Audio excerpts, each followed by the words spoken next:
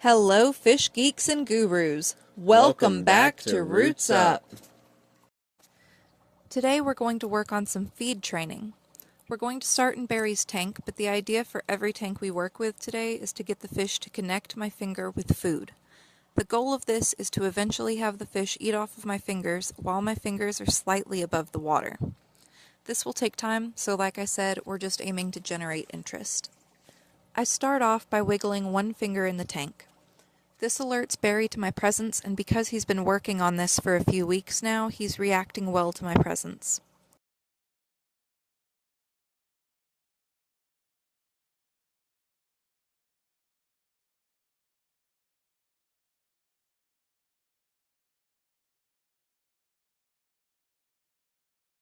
We can see with the finger nip he gave me that he does indeed associate my finger with food.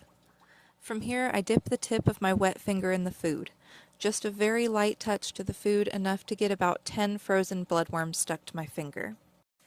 Next, I dangle the finger with the food just barely over the water, waiting for Barry to decide to take the leap.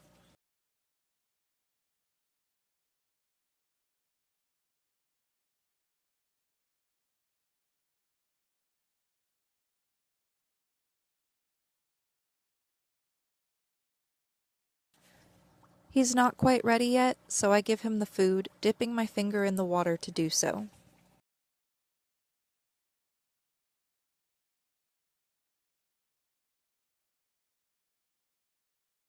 He's a voracious eater, and he's shown he relates my finger to food, so I have a lot of hope for him.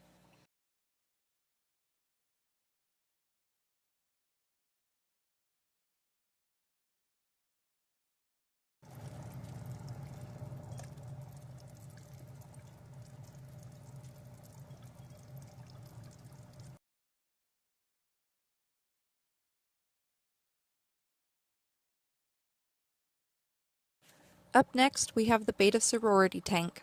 In this tank, we'll be repeating the process used with Barry. The sorority tank is still technically in the cycling stage, as is the next tank we'll work with, and there's a whole story with both of them. We'll have a video all about both the sorority tank and the next tank in the next 2 months, so remember to subscribe and check up on the status of that video.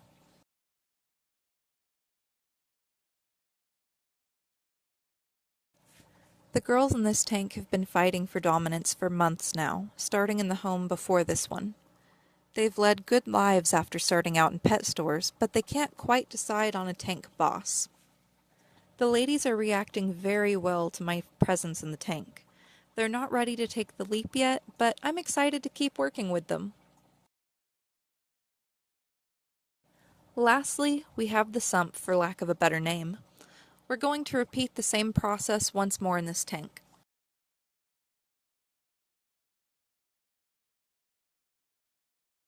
The players in this tank are as follows: an opaline gourami, a gourami we were told was an opaline but is definitely not, an albino rainbow shark, and 3 giant danio who are still pretty small.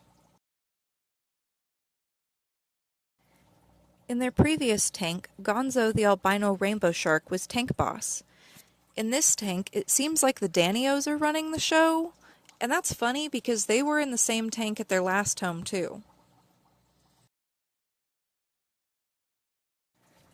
The danios show a lot of interest in me and even seem to consider taking a bite off my finger. They ultimately decide not to, but that's okay for today. I saw the thought cross their minds, the slight hesitation of the thought, and to me, that says good things are ahead for us.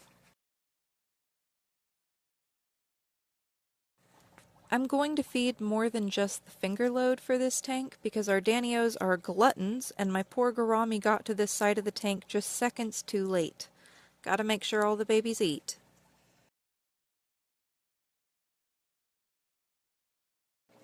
Thanks for joining us in the water today. Remember to like and subscribe. We'll see you next time with our Roots Up!